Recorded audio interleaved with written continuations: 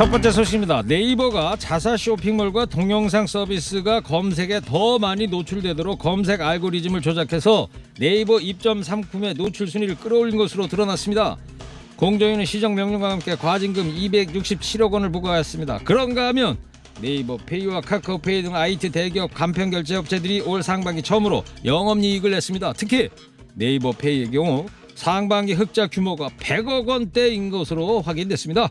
코로나19 확산으로 비대면 결제가 대폭 늘어난 데다가 소상공인들에게 카드사나 카카오페이 등보다 더 높은 수수료를 적용했기 때문으로 풀이됩니다. 윤창현 국민의힘 의원이 공개한 자료를 보면 네이버페이는 카드사와 비교해서 두세 배가량 가맹점 결제 수수료를 더 받고 있습니다. 소상공인들로부터 높은 수수료를 받아 이익을 낸 것이란 비판 나오고 있습니다. 제주는 곰이 부리고 이거 돈은 누가 버는 겁니까? 네이버 공화국이라 부를 만큼 네이버는 우리나라 검색 시장을 독주하고 있는데요. 이거 믿는 토끼에 이거 발등 찍힌 셈입니다. 구글은요 자사 상품을 경쟁사보다 위에 배치했다는 이유로 수조 원대 벌금을 맞았다던데 267억이라? 이거 약해도 너무 약한 거 아닙니까? 정부가 낙태죄를 유지하되 임신 초기인 14주까지 낙태를 허용하는 내용의 법 개정안을 입법 예고했습니다. 임신 중개에 해당하는 15주에서 24주 이내에는 성범죄로 인한 임신이나 임신부 건강의 위험 등 사유가 있을 때 낙태를 허용하기로 했습니다. 그런데 낙태죄 전면 폐지를 촉구해왔던 여성계에서 반발하고 나섰습니다. 낙태죄 헌법 불합치 결정에도 또다시 책임을 여성에게 전가하는 역사적 후퇴라고 지적하면서 낙태죄를 전면 폐지해서 여성의 임신과 출산에 대한 자기 결정권을 보장해야 한다고 주장했습니다. 낙태죄 참 오랜 논란이죠. 태아도 생명이라는 주장, 여성의 자기 결정권을 존중해야 한다는 주장, 여러분은 어느 쪽에 손을 들어주고 계십니까?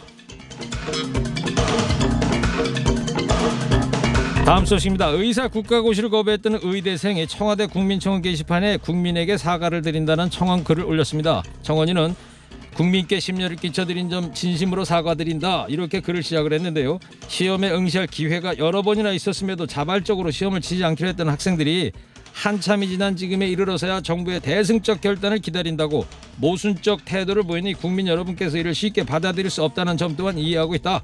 다만 코로나19가 언제 종식될지 모르는 이 시점에서 이번 사태로 인해 당장 발생할 앞으로의 의료 공백과 그에 따른 지역사회 의료의 질 저하를 함께 감내해 주시길 부탁드린다고 밝혔습니다. 끝으로 옛말에 잘못을 저지르고도 이를 고치려 하지 않는 게 진정한 잘못이라면서 학생들이 더 큰 우를 범하지 않을 수 있도록 다시 한번 기회를 주시기를 국민 여러분께 간청드린다고 호소했습니다.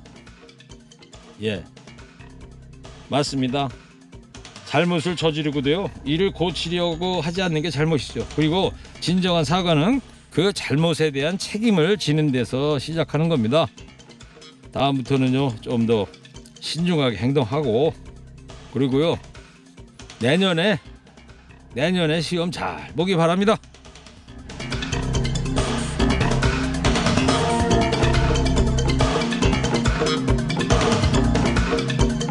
코로나19 신규 확진자가 114명 나왔습니다. 일주일 만에 다시 세 자릿수로 늘었고 12일 만에 가장 많은 수치입니다. 경기 포천 군부대와 의정부 재활병원에서 무더기로 확진자가 발생했는데요. 특히 눈여겨봐야 할 곳이 전북 정읍 지역입니다. 지난 추석 연휴에 모인 전북 정읍의 친인척들 주민 사이에서 모두 11명이 감염됐습니다. 대전에서도 연휴 가족 식사 모임을 통해서 여중생, 삼촌과 할머니의 지인 등이 잇따라 양성 판정받았습니다. 추석 연휴 후 폭풍이 시작된 게 아니냐는 우려가 나오고 있습니다. 마지막에 승리하는 자는 끝까지 버틴 사람이라고 하죠. 답답하고 지치고 끝이 안 보이는 것 같아 불안하지만 코로나19를 멈추기 위해서 우리도 잠시 멈춰야 됩니다. 어디 끝까지 한번 버텨보자고요.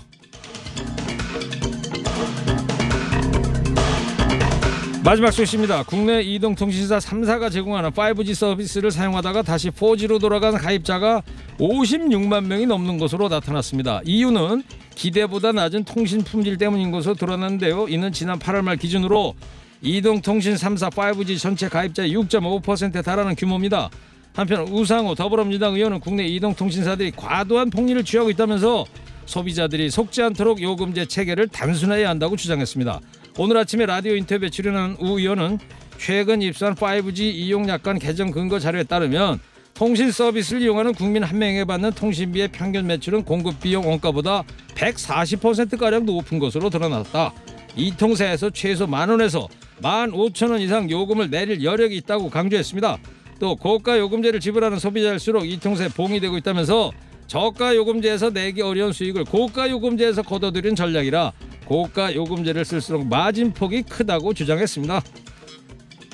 현대판 봉이 김선달 사업이 이 통신 사업이라더니 그 말이 아주 딱이네요.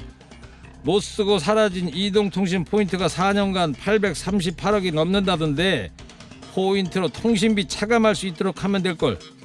이거 몰라서 안 하는 거 아니죠? 오늘 허리케인 데스크 여기까지 하겠습니다.